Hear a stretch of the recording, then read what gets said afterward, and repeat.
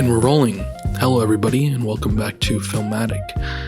Today is December 27th, 2025, and I thought it would be a good opportunity to kind of spill some thoughts about movies I saw this year that were an experience. Now, these could be movies that were better or worse. I did already do, about halfway through the year, a favorite movies I saw this year video. So go ahead and watch that for a more of a top 10 best of list of most of the stuff I watched this year. But I wanted to kind of have a conversation and spill some thoughts about really any of the other movies that were not in that, including ones I saw after that video. And again, these could be movies that were released this year or not released this year, just things that I saw that I want to share my thoughts and experience about, to give you some insight to about maybe whether you should watch it. So that's what's going to be happening in this video and podcast. As far as the status of Filmatic, as usual, we are very busy and we are trying. So, stay tuned for more Age of Cage and whatnot as we try to work out our schedules that are constantly getting busier as life gets busier. So I'm going to kind of go in a mostly chronological order of things I watched this year, starting with back in April of 2025 when I watched The Encampments. And of course, The Encampments was a documentary about the pro-Palestinian protests from early 2024. And it is really just a masterful documentary in craft, coverage, and curation of its subject matter. And this is pretty much, I would say, essential viewing for anyone who's not actively part of the youth or larger movement of pro-Palestine. People who are maybe on the fence about engaging with things politically. People who didn't maybe even keep up with these landmark moments, which will surely go down in history, and honestly any other person in between. But that's kind of the focus, I think, for people who should really watch it. But anyone can watch it. It's great. But if you're like me and you're very familiar with the events of early 2024, this is certainly worth the watch. To remind ourselves of the importance of our cause and what and who we're fighting for. However, at the same time, I think I have a few critiques. I think this film could be used as, on a larger flashpoint note, kind of as a guide to mull upon what's become of the movement since then, and to find those answers in ourselves and ideas in ourselves. And I think an execution of the film was very masterful in what it's going for as a functional documentary. But I think there are some shared problems between the documentary and the movement at large that maybe the more critical activists among us will stumble upon when watching. There seems to be a kind of wall that's hit whenever the film discusses the true meaning or the goals of the encampments, and the kind of blatant evil that plagues them. I don't want to be too negative because I'm not 100% sure of what the exact audience or goal the filmmakers specifically were going for. As a historical account, it feels largely perfect, but I feel that shying away from analyzing the roots of both the protesters and institutional figures' actions slightly diminishes the significance of those actions. It's not enough to just imply that the university administration and police do the things they do because they're, evil or confused or brainwashed. If we're going to stand up and discuss what happened and claim that the movement is still full steam ahead, we have to recognize that these behaviors are symptoms of capitalism itself. And of course, its trusty old defense mechanism, fascism. But speaking of full steam ahead, I do think the film also falters its ending slightly in claiming that point explicitly to be the case, especially when anyone who's young or a student or paying attention or trying to do anything in the aftermath of these encampments, coinciding with the new Trump administration's embrace of the already increasing levels of fascisms in this country, as we've seen this year, it's resulted in quite the opposite of continuation or reignition yet.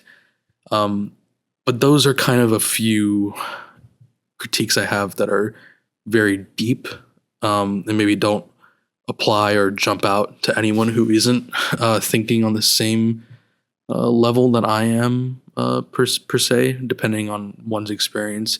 And I don't want that to understate just how well crafted and executed this documentary is, especially in its historical context, past and current, of the plight of the Palestinian people. And that alone created so many emotional, gut-wrenching, devastating moments to witness on film and be reminded of. And I think it's just an essential watch, no matter who you are still. So, if you haven't seen it, please watch it and share it. It truly does stand as one of the easiest and most meaningful ways to explain what happened, what was going on, what is going on, what continues to be at stake while our country and institutions are steeped in Zionism and the death and destruction that Zionism perpetuates. So, of course, as always, free Palestine. Okay, moving on a little bit. In May of this year, I saw in theaters a new Nicolas Cage movie. It's called The Surfer. I don't know if we're going to get to this in Age of Cage. It's not on our current schedule. But it is something that I'll touch upon because it was a really interesting experience, without spoiling too much. The Surfer kind of is this Australian. It was made by Australians, starring mostly Australians, takes place in Australia. And it's about kind of the surf culture there, but it's kind of steeped in this sort of acid trip, nightmarish, Inception-like haze. Very Coen Brothers-esque, but also very Safdie-esque, I think. Uncut Gems meets Big Lebowski, I would say. With Nicolas Cage playing this now much older surfer who takes his son to go surf on the beach, but this kind of local Australian gang comes to head with him and humiliates him and tries to... there's a lot of question, actually, whether what's real and what's not. It's something that I'd like to analyze, and I do hope we cover in Age of Cage eventually. But it is one of the newer Nicolas Cage films that I think definitely has some value to analyzing and just checking out. So I would definitely recommend The Surfer for that. Okay, next up, Mission Impossible: The Final Reckoning. If you know me, I've ranted about this quite a lot. I'm a pretty big Mission Impossible fan. I have some hot takes though. For example, I think that Mission Impossible 2 is one of the best Mission Impossible movies and just an all-around, almost perfect action film. Directed by the great John Woo, without whom we would not have The Matrix or modern action films. Having said that, this part 2, this Mission Impossible, this latest one, the quote-unquote swan song of the franchise, of course we'll see how that actually pans out. But the pacing of The Final Reckoning is pretty abysmal. Its structure is pretty abysmal, and it rivals only Mission Impossible 3 in that aspect. It's another hot take I have, by the way. Most people I see online claim that Mission Impossible 3 is some kind of forgotten gem. I think J.J. Abrams is a hack, and I think that movie is like TV schlock, and the only good thing about it is Philip Seymour Hoffman's villain character. And even then, he's not given much room, in my opinion. But he does carry that movie single-handedly. But I think Final Reckoning and MI3 have more in common of being subpar than many would think. And if you bear with me, I think I can explain the problems I have with this movie through that comparison. Because the reason that Mission Impossible 3 blows chunks is that J.J. Abrams, as I said, is a hack who generally only knows how to repurpose a few things that have worked in the history of a franchise to service cheap reactions, and then slap in some only serviceable, patented to get the job done TV-style action and directing and call it a day. It has its redeeming moments that break through those nauseating clouds of boredom and generality, as I said, in Philip Seymour Hoffman. But by and large, it's the most boring and least cinematic feeling Mission Impossible.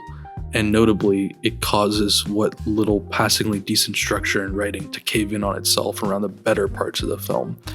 And I think that echoes, unfortunately, in this latest film of Final Reckoning.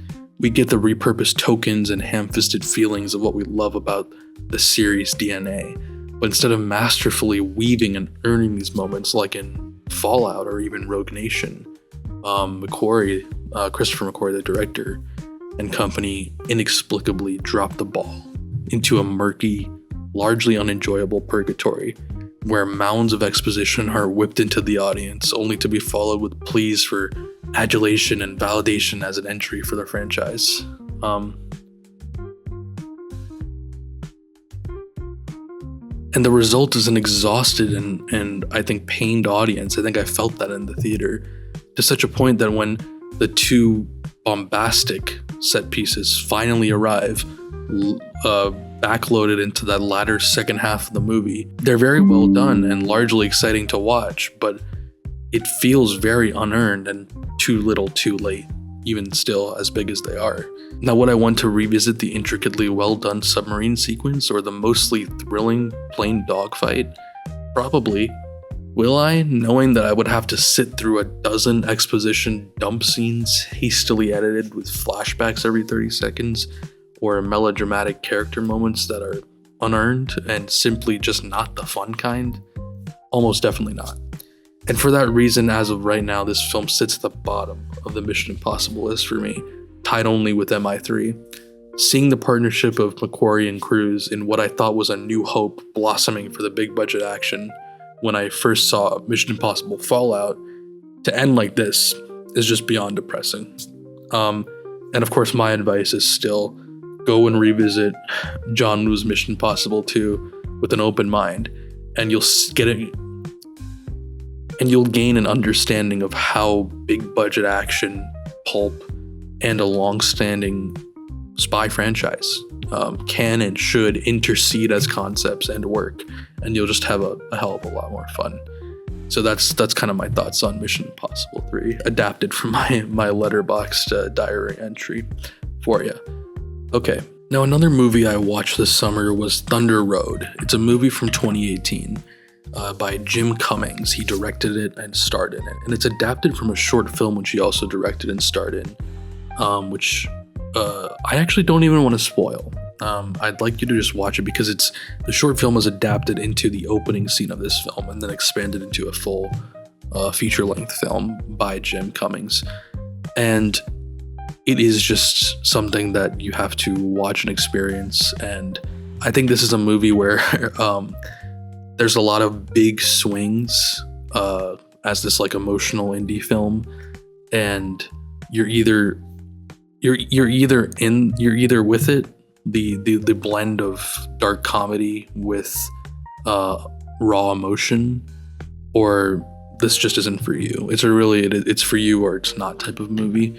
But if it is for you, it kind of, which it was for me, I think it kind of blew me away. The way that Cummings is able to balance humor and emotion so well to kind of like actually make you laugh out loud and then feel like crying within the next minute. And although I have some slight reservations about how certain events play out at the end of the movie, I think that overall that's not really the point. And I feel like as an emotional cinematic experience with fun interwoven within, I think that it's a great film, and it's a very little lesser known film that many people have not seen, and I'd highly recommend it. Thunder Road, 2018, directed by Jim Cummings. Just check it out. Okay, the next film I would like to talk about that I saw this year was My Son, What Have Ye Done? And it's a film that was directed by, of course, Werner Herzog from 2009, starring Michael Shannon and Willem Dafoe. And I looked at the cast and I was like, this seems like a great cast. I looked at the director, Werner Herzog, a legend, and I said, hey, why not? You know, he doesn't have a ton of narrative films relative to his documentary work, if I'm not mistaken. And I absolutely love his other narrative work, especially Bad Lieutenant, Port of Call, New Orleans, starring Nicolas Cage. Please watch that. We'll be covering it in Age of Cage. I believe it's on the schedule. So I thought I'd check this one out. And it was really surprising because the movie leads you to believe it's going to be a kind of sort of thriller, something maybe along the lines of Fight Club or even Bad Lieutenant. But what you get instead is this weird, ethereal stage play sort of story, very contained story about a young adult played by Michael Shannon who lives at home and I'll just say, for lack of spoiling, commits a crime, and you jump forward and backward in time in this sort of hostage situation, and you get to see what makes this guy tick. But it's unlike any of the other films like it that you might think of, like American Psycho or Fight Club or Joker or whatever, where it's all spelled out for you. You're given such a deep look into this mind of a disturbed person, but it's so confusing still. It's still not clear. It's both too clear and not clear. And I walked away from watching this feeling very strange and kind of, I still, like, it's so layered, but it doesn't even strike you at first. And I'm still thinking about it and still trying to figure out what it all meant or what the point was. And it's, actually, I would say very much like No Country for Old Men, maybe more so leaning that way than kind of Coen Brothers-esque. But I would definitely recommend it. I mean, it's very well made, and I'd like to have a chance to discuss maybe with people what they thought of it. I barely saw any reviews on it, even on Letterboxd or anywhere else. So it's a very interesting film. My son, What Have You Done? 2009, Werner Herzog. Check it out. Okay, I'm gonna do an honorable mention for War of the Worlds, Ice Cube. Look, anyone who knows me knows I love sending GIFs of Ice Cube's reactions in these movies. We're talking nuclear levels of bad movies, so bad that it's funny, okay? You gotta get your friends together on a voice call or in person, and you gotta just watch this together. You will have a riot. At least I did. Maybe some people thought it was so bad it wasn't worth watching, but I had a fun time, and I love using the reaction GIFs of Ice Cube. For those who don't know, it was a movie that was filmed during COVID, so it's all on webcams, and it's Ice Cube trying to stop an alien invasion, and he's an NSA agent, and he's just reacting to things, but he's reacting really poorly, and it's 75% of the lines, it sounds like he's reading them for the first time, or doesn't know how to read, and he's like, it's just crazy. It's absolutely insanely levels of bad. You gotta check out War of the Worlds. So that's an honorable mention for cinematic experiences this year. But next I want to discuss, another honorable mention, Ghost Rider Spirit of Vengeance. Please watch it. Comic book overload. Joy. Okay, it's not perfect by any means, but it's a fun watch. Another one you gotta grab some friends and watch it. Not because it's even that bad, I think, but because it's just a riot. And I think that it's a graphic novel come to life in all the cheesiest and great ways. And we talked about it. So you can watch that episode, Ghost Rider episode. It's the previous episode. Check it out. I also saw The Conjuring Last Rites this year with family. I was forced to go see it. I haven't seen any of the other ones for reference, though, to be fair. But I thought it was kind of ass. I mean, it had like one good scene, I think, and the rest was just like, I think they really stepped away from the horror side of things to make it some kind of MCU like family saga about these characters, which I of course don't have any attachment to, so that could be part of it, but I just thought that part wasn't really interesting, and most of the horror was kind of tame and defanged, besides one scene which I liked, but no spoilers. I watched it. I don't know if you should watch it, but I would say don't, actually. Just don't watch it. It's not that great. Another thing is that this year, a few months ago, the great Robert Redford passed away, unfortunately. Robert Redford is one of the greatest actors of all time, and I made it my mission. There's actually many films, although I consider him to be one of the greatest actors of all time. I actually have not seen many of his films, so I've been trying to get around to that in the wake of his passing. And one of the ones I hadn't seen was All the President's Men. And this is a movie adapted from the story by, I believe his name is Bob Woodward, who has done many broken political stories in the last, 60 years. And it's about Watergate, but it's entirely from the perspective and hyper focused on the reporters who broke the story, I believe at the New York Times. And Robert Redford plays one of those reporters alongside Dustin Hoffman. And it is just such a slice of life in terms of how realistic it feels, and how just going back in time to that period as a time capsule, it just feels incredibly well made on every single level, filmmaking wise. And it's just like something you melt into and you immerse yourself in. And there's not even that strong of a political message even. I mean, there is obviously, but it's not ham-fisted.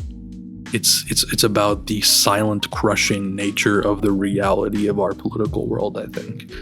And that fully wrapped in the immersion of this film, I think, is what makes it such a worthwhile watch. And Robert Redford and Dustin Hoffman just doing great acting as these reporters. So I'd definitely recommend that. I also watched The Candidate with Robert Redford, as you had mentioned, related to this. A little bit more, also a very crushing message about politics, and my interpretation is of putting our faith in neoliberal actors in the capitalistic duopoly of political parties. But another great film with Robert Redford, sort of similar vibe, The Candidate and All the President's Men. So definitely check those out. Okay, another one I watched, Bram Stoker's Dracula. I watched this with and at the request of, or rather suggestion of, Evan Lemolier from the podcast. Shout out Evan Lemolier. And such an incredible film. Gary Oldman as Nosferatu, and Winona Ryder. It's, again, we don't make movies like this anymore, really. I mean, Nosferatu was great in its own right. It's a very different kind of movie, in many ways. But this kind of colorful, big budget, fairy tales-esque, darker, obviously gothic fairy tale. I should say mythological, telling mythological stories in big cinema now. It's relegated to, gray tone Netflix films now instead of theatrical events.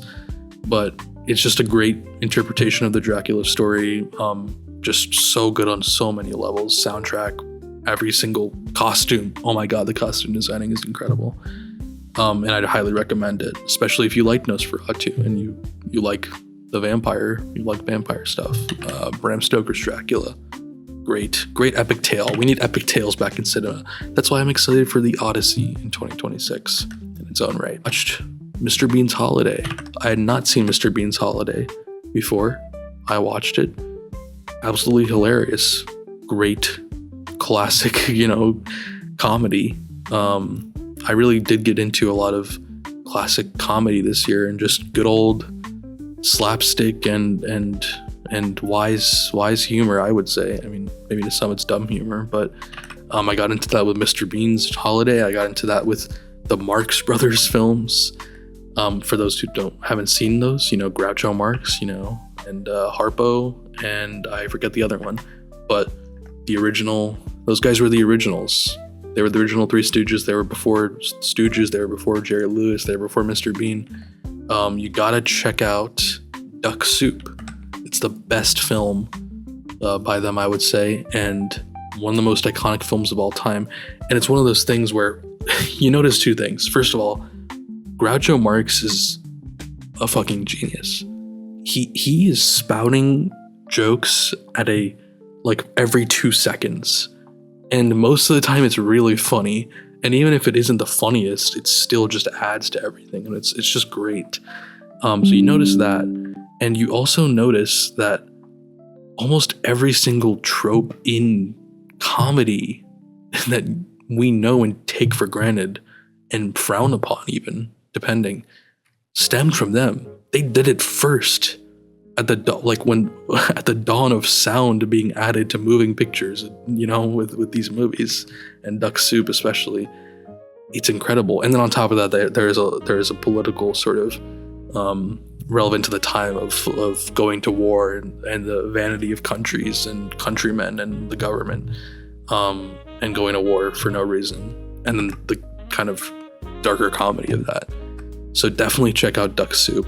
I mean, you gotta watch it, and it's one of these old movies you can just Google watch Duck Soup, and it's on YouTube. Full movie, and so check out Duck Soup and the Marx Brothers films. I also watched Night at the Opera, another Marx Brothers film, and The Monkey Business. Great, all great. I want to watch more. I want to watch more with Evan, who also loves these. I'm excited to complete out their filmography. Also this year, for the first time, I watched the Evil Dead trilogy. Of course, the Evil Dead 2, and Army of Darkness. And my thoughts are thus: Evil Dead, the OG, made for the budget of a sandwich, not literally, but basically in film terms. I mean, they made that for nothing almost, and it is incredible, especially the costuming. I mean, the look of the monsters in the Evil Dead, and the ghouls, and the acid, and the liquids, and the gore is all so visceral. And again, just for the budget, you should watch that movie and just be in awe at what they did. The sound design also incredible. The screaming and then the ghoulish sounds are just incredible. And Evil Dead 2, of course, kind of becomes more of a comedy horror, but it's also incredible. It's probably the best of the three, in my opinion, as I know many people agree. But it just feels very different. It's a retelling of Evil Dead, but when they had a bigger budget and they had a more refined idea of wanting to include comic elements. And I think Army of Darkness, which for many people is like barely an Evil Dead movie, some would consider, but I think it's great. And it's also, like I mentioned before with Dracula, it's a remnant of a filmmaking period that we've gone past, where it's like, hey, we're gonna throw a decent budget and we're gonna make a tale that is a period piece that has action and is like fun, and it has some horror and it has some comedy and it has all those things. But I think it's fun, and I understand it kind of being, a bit of a sore thumb in the Evil Dead franchise. But I've not, for those wondering, I've not seen the reboots. I'm looking forward to watching them. I know that there's a general opinion that they're pretty good movies, but I'm interested to see how they fit in within the ethos of Evil Dead and the Evil Dead lore. So moving on a little bit, we will go to The Carpenter's Son.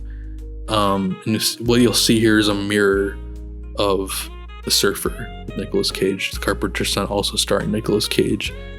Both came out this year, but The Carpenter's Son is like ass. It's bad. It's abysmal. It is boring. It's so boring. And the movie is basically, I guess, telling of these, not long lost, but there's I guess a certain set of scriptures in some sect of Christianity where it tells the tale of Jesus when he was a kid having powers and like accidentally killing people or animals and doing evil things before being sent on the right path and whatnot. And it's based on those sort of satanic stories or whatever, that he's under the influence of Satan and whatnot. And Nicolas Cage plays the carpenter, and a new actor, I don't know his name, plays the son, or Jesus. Nicolas Cage is given barely any screen time, and the story is just boring. It's so by the numbers, like to its detriment so much, and it is just not worth it at all. I wish I had not gone to the theater and wasted money and watched it. So yeah, The Carpenter's Son, not great. But on the other hand, one movie I did see in the theaters that I did enjoy, that I am glad I watched, was Begonia. Begonia with Emma Stone and Jesse Plemons. I'm a little torn on the ending of that film. Maybe we'll talk about it on Filmatic. I know some of my friends have seen it. I saw it with some of them.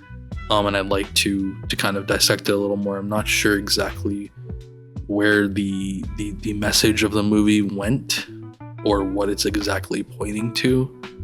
But besides my kind of conflict of heart on the ending and its resolution, the movie itself is extremely well made, and extremely well acted. Emma Stone especially, and especially Jesse Plemons. Jesse Plemons, I think there's rumors he'll get an Oscar nomination. I hope he does, because he did an extremely good job. Jesse Plemons is such an incredible actor. And I know that this movie is a remake of a Korean film called Save the Green Planet, I believe the name is. And I like to see that. I like to see where that one, the original, differs, because it is such an interesting concept. And I would definitely recommend watching Begonia.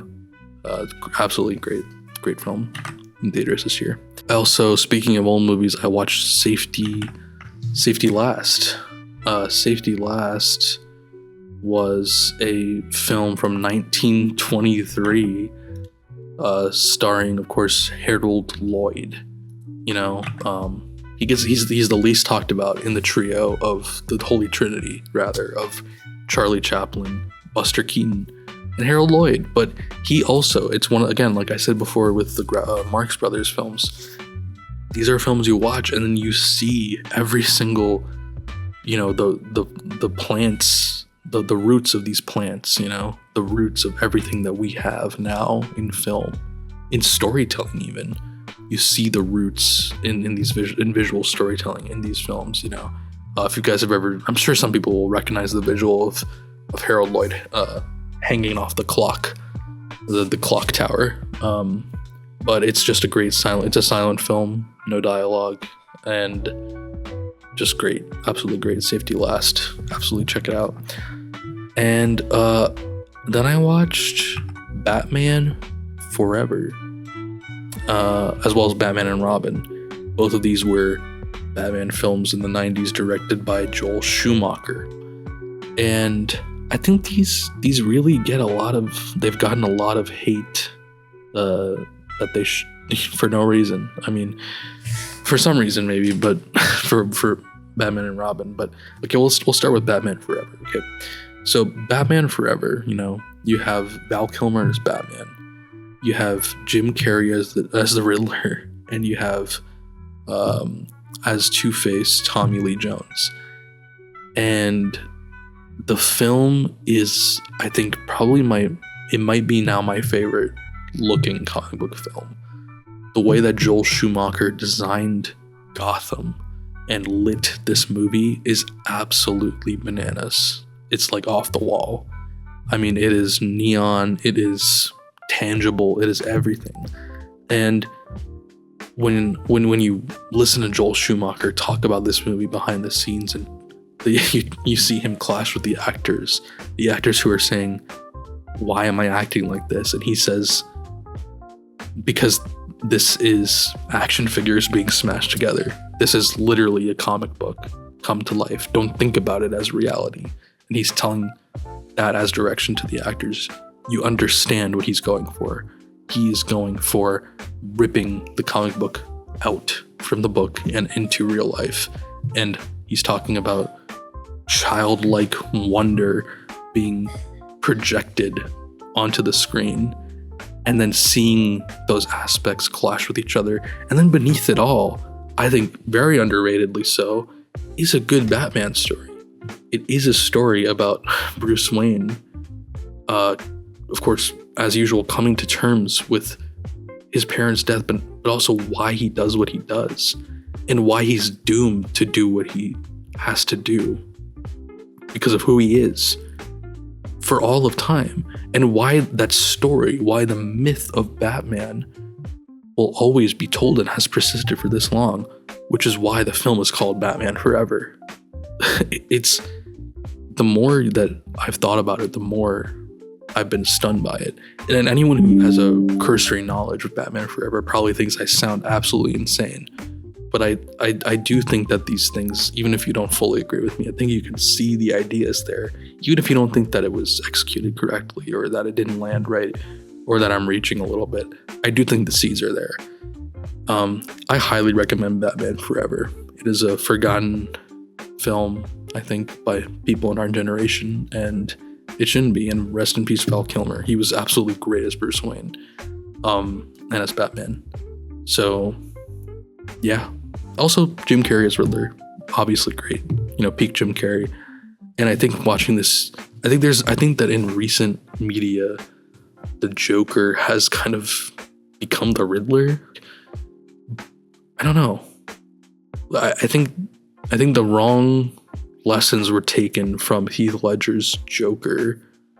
And as of right now, it seems like the Riddler and the Joker are interchangeable. If you took Jim Carrey's character and arc as the Riddler and made a new Batman movie and plugged that story into it, but called him the Joker instead of the Riddler, I feel like people wouldn't care. They'd be like, yeah, like that's the Joker, but it shouldn't be, I think actually in reality, Cesar Romero and Jack Nicholson are way closer to the correct side of the spectrum for what the Joker should be. And Jim Carrey's Riddler is what the Riddler should be, and it seems like they've been kind of confused in recent media. So that's just a little nerdy take for you. Of course, then after Batman Forever, Val Kilmer dropped out, and a lot of things happened at the studio, and then they made Batman and Robin, notoriously flamed as the worst Batman film of all time, worst comic book film of all time. For a while, people said the worst film of all time. I really don't see that. I mean, it has obviously, not the greatest plot or anything, but I think if you go into Batman and Robin with the knowledge of, again, what Joel Schumacher's thought process is on comic book films, and what the it's obviously camp, and I think that's a big problem, is people don't appreciate or understand camp anymore. I don't know if that's due to the lack of media literacy in general, but it's so obviously camp, and it's overall good camp. If anything, it feels like a spiritual successor to the 66 series, which, if you saw my previous video about other movies I saw this year, the 66 Adam West Batman films, 5 out of 5 for me. As personally, I'm someone who loves camp, and I appreciate it a lot. So to me, this felt very spiritually. I mean, there's direct references to the 66 show, and it feels like, hey, let's take that and make it a movie. And if you understand it as that, and you understand Schumacher, then I think that you'll walk away satisfied from it. Again, it's not the greatest thing ever. It's not a masterpiece like the 66 film, but it's a pretty fun interpretation, I think. And I think if you view it that way, then you can have a fun time too. So that's my take on Batman and Robin. I think the general opinion is just cursed on those kinds of things, on camp humor especially. And then also this year, I very recently watched Moonstruck, and we're going to talk about this in Age of Cage, but it's a great rom-com, of course, with Cher and Nicolas Cage, and just a great warm movie, great for the holidays, great for just a comfortable watch. It's great, but we're going to talk about that in Age of Cage. So, but yeah, check it out, Moonstruck. And then finally, most recently, I did watch Wake Up Dead Man, the newest Knives Out film, directed by Rian Johnson, of course, and starring Daniel Craig. And it was really good. I think I liked it more than Glass Onion. Obviously, don't want to spoil for those who haven't seen it, but I do. Rian Johnson is one of my favorite filmmakers. The Last Jedi is possibly my favorite Star Wars film. I've talked about it a lot. I know I'll get death threats for that, but I love Rian Johnson. He always brings something fresh to the table and an interesting take that's always just executed so well.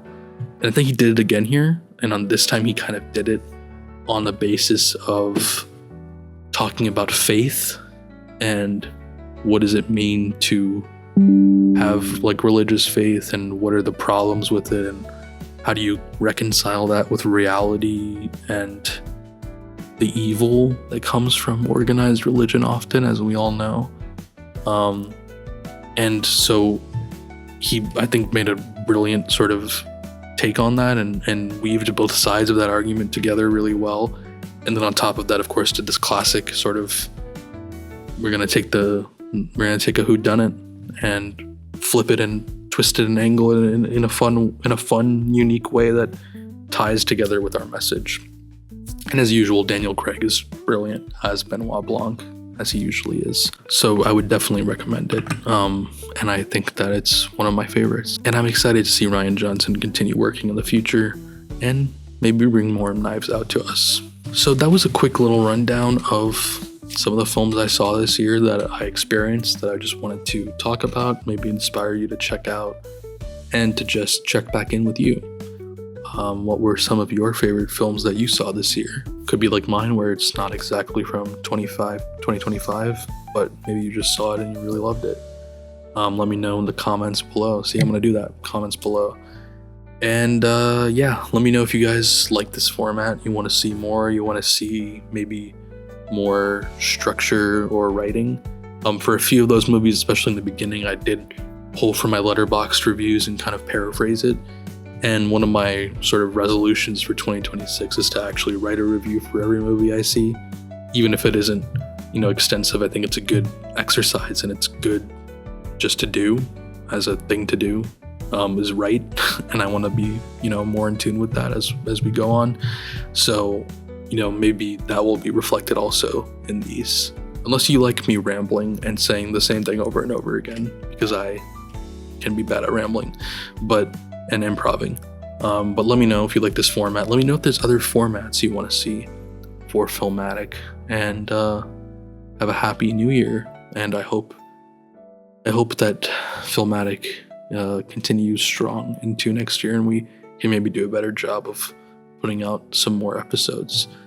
But outside of that, this is Nabil Sharif checking off. Have a happy holiday and a happy new year from Filmatic. And more to come soon. See you guys.